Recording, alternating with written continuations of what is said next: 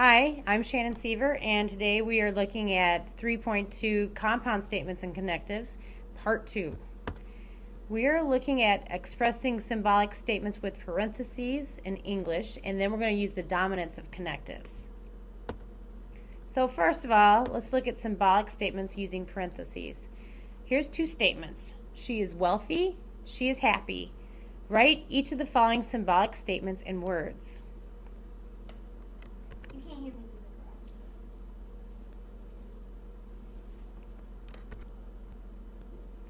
So on this one, we notice that we have the negation of a P and Q, and there's a parentheses involved. So we want to remember that we are actually saying it is not true that whenever we see a parentheses with a negation on the outside, you're going to use these words. So it is not true that she is wealthy, which happens to be P, and happy is Q.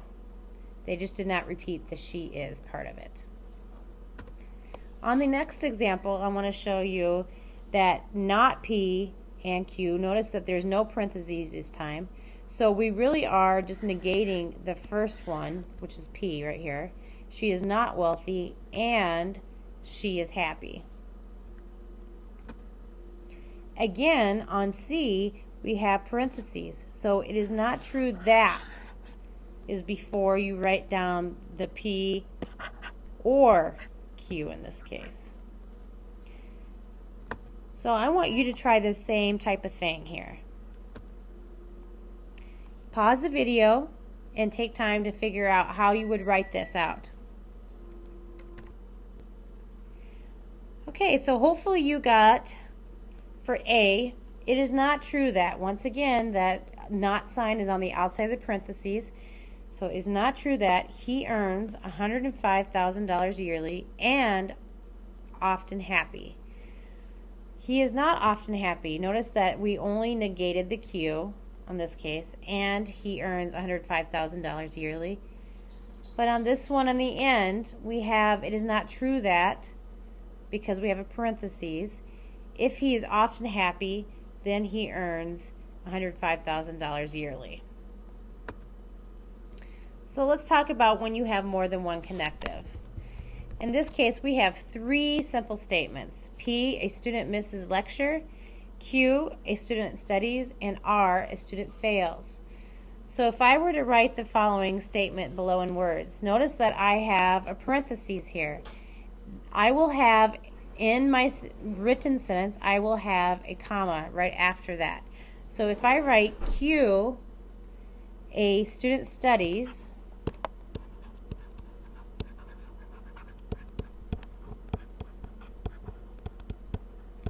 I have and,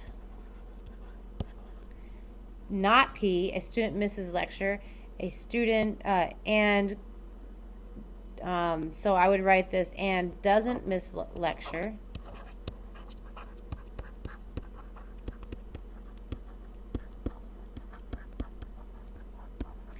And notice that there should be a comma at the end of this sentence, at this part of the structure.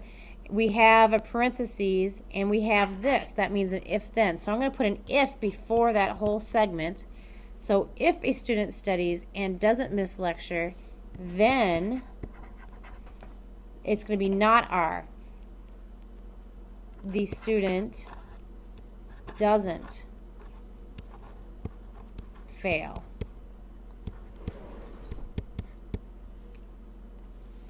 For the second one, we're looking at the same exact segments or statements, but there's a parentheses around the second part instead of the first part. So on this one, I would say a student studies, but I'm going to put a comma after the student studies because we have the parentheses here. So on the outside of the parentheses, we need the comma. A student studies and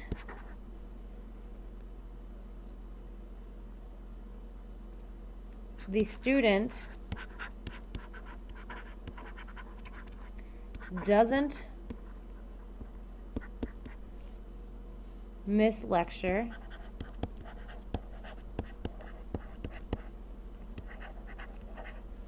And notice we have an if then, so I really need to say and if, we're going to put inside of here, if the student doesn't miss lecture, then the student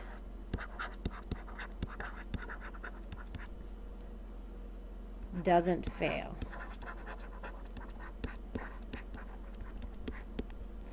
So sometimes you start writing and you realize that you have an if then, you need to go back and put an if in there. That's okay, you can do that. Let's look at the next slide. I want you to try with these statements and then check in a minute, turn back on the video and check to see if you got it right or wrong. So hopefully this is what you got. If the plant is fertilized and is watered, then the plant doesn't wilt. Notice the difference between that statement and this one.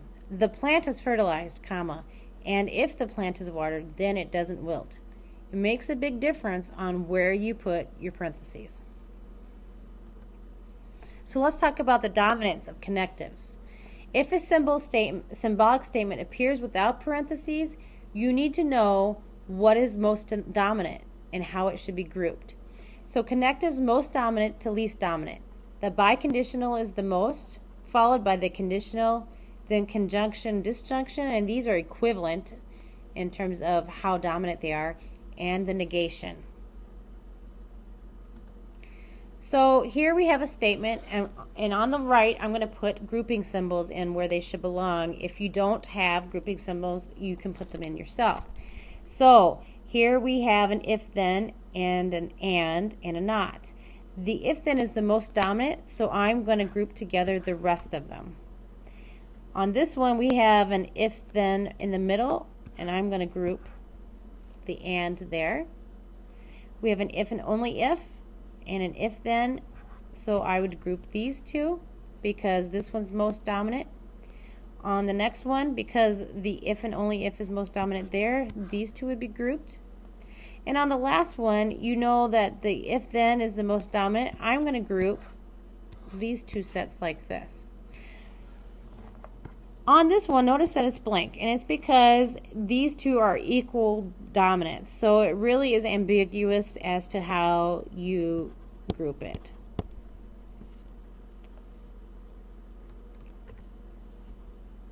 So now let's write a compound statement below in the symbolic form. We have, I do not fail the course if and only if I study hard and I pass the final. The first step to this is you need to write your simple statement. So we'll start with a P. I do not fail the course. Notice it's in do not. Let's put it in positive form. So I fail the course, although failing course is not exactly positive, but in this we're trying to get rid of the not.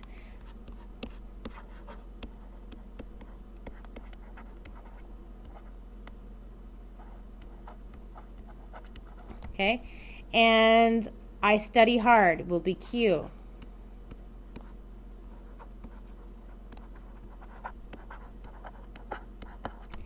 R in this case is I pass the final.